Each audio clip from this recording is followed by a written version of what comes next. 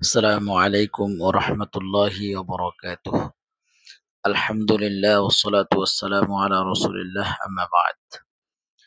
সুপ্রিয় শিক্ষার্থী বন্ধুগণ, আমি তোমাদেরকে আদ-দুরুসুল আরাবিyyah ইবতেদায়ী প্রথম শ্রেণীর যে কিতাবটি পড়াচ্ছি, আজকে তোমাদেরকে শিখাবো আদ-দারসুস সামিনু আশারা, অর্থাৎ 18তম পাঠ তোমাদেরকে শিখাবো। এই পাঠে যে বিষয়টি রয়েছে সেটি হচ্ছে আল-আদাদু। বলো আমার সাথে, আল-আদাদু, আল-আদাদু, আল-আদাদু।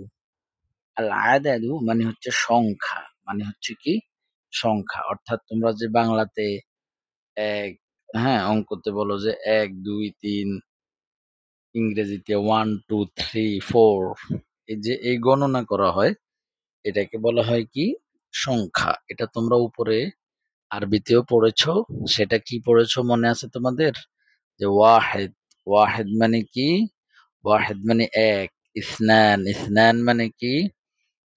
ইসনান মানে দুই, সালাসা, সালাসা মানে তিন, আরবাআ মানে চার, খামসা মানে হচ্ছে পাঁচ। এই বিষয়টা তোমরা ৫ পর্যন্ত পড়েছো। আজকে তোমাদেরকে পড়তে হবে ৬ থেকে ১০ পর্যন্ত।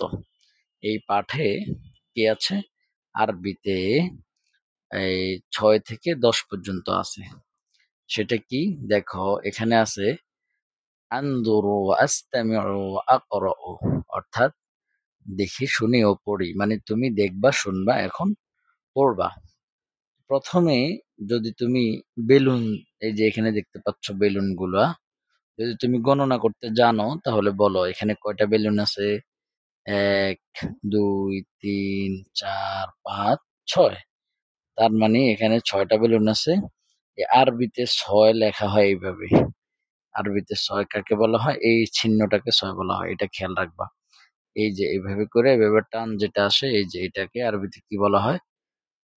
৬। ৬ তো বাংলাতে, কিন্তু আরবিতে এটার উচ্চারণ হচ্ছে সিত্তাতুন। বলো সিত্তাতুন মানে ৬। এই যে এটা হলো সংখ্যা আর এটা হলো বানান।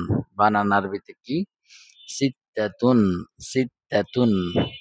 ৬, ৬ কে কি বলা হয়? সিত্তাতুন, সিত্তাতুন ৬, সিত্তাতুন ৬, সিত্তাতুন ৬ বা ৬। এরপরে পরেরটা দেখো এখানে কয়টা বেলুন আছে? ১, ২, ৩, ৪, ৫, ৬, ৭। ৭ টা বেলুন আছে। তার মানে এটাকে কি বলা হয়? এটাকে ৭ বলা হয়। কি বলা হয়? ৭। এখন ৭ কে আরবিতে কি বলা হয়? ৭ কে আরবিতে বলা হয় সাবআতুন, সাবআতুন।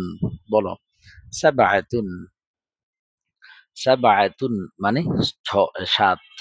সাবআতুন মানে ৭, সাবআতুন ৭। এরপরে তুমি দেখো এখানে বেলুন কয়টা আছে? ১, ২, ৩, ৪, ৫, ৬, ৭, ৮। ৮ টা বেলুন আছে। তার মানে এখানে সংখ্যা, এটার নাম কি? এটা ৮। কিন্তু আরবিতে ৮ কে কি বলা হয়? সামানিয়াতুন। বলো সামানিয়াতুন, ৮, সামানিয়াতুন ৮, সামানিয়াতুন ৮, সামানিয়াতুন ৮, সামানিয়াতুন ৮। এভাবে করে মুখস্থ হওয়া পর্যন্ত পড়তেই থাকবা।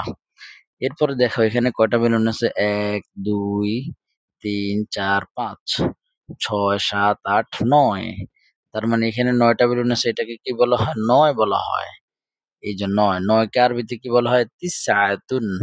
বলো তিসআতুন, তিসআতুন, তিসআতুন ৯, তিসআতুন ৯, তিসআতুন ৯, তিসআতুন, তিসআতুন ৯। ৯ কে কি বলা হয়? তিসআতুন। পরবর্তীতে দেখো এখানে কয়টা বেলুন আছে? ১, ২, ৩, ৪, ৫, ৬, ৭, ৮, ৯, ১০। এই ১০ টা বেলুন, তার মানে এটাকে কি বলা হয়? এটাকে ১০।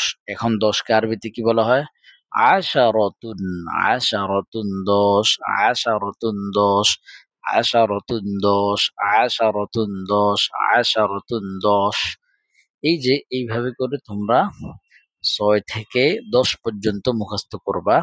সিত্তাতুন ৬, সাবআতুন ৭, সামানিয়াতুন ৮, তিসআতুন ৯, আশারাতুন ১০ একেবারে মুখস্থ হওয়া পর্যন্ত তোমরা যতবার লাগে ততবার পড়বা। এখন আসো শুধু পড়লে এগুলা মনে থাকবে না। সেজন্য তোমাকে লিখতে হবে আক্তুবু লিখি। মানে তুমি লিখবা। এই যে এখানে যেভাবে আছে এভাবে এগুলোর উপরে হাত ঘুরাবা। ঠিক আছে? এগুলোর উপরে হাত ঘুরাবা। এই যে যেভাবে আছে এভাবে করে অনেকবার হাত ঘুরাবা এগুলোর উপরে। হ্যাঁ? এগুলোর উপর অনেকবার হাত ঘুরাবা।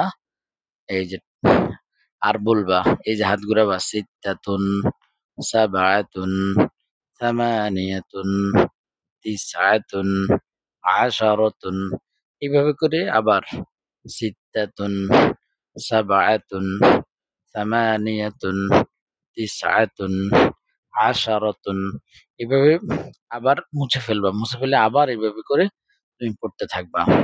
এই ছিল আদ-দারসু সামিনু আশারা অর্থাৎ ১৮ তম পাঠের এটাই ছিল পড়া। তো তোমরা এটা ভালো করে পড়ে মুখস্থ করে এবং এটাকে ভালো করে লিখে লেখাটাও শিখবা। ওকে আজকের জন্য এখানে আল্লাহ হাফেজ। আসসালামু আলাইকুম।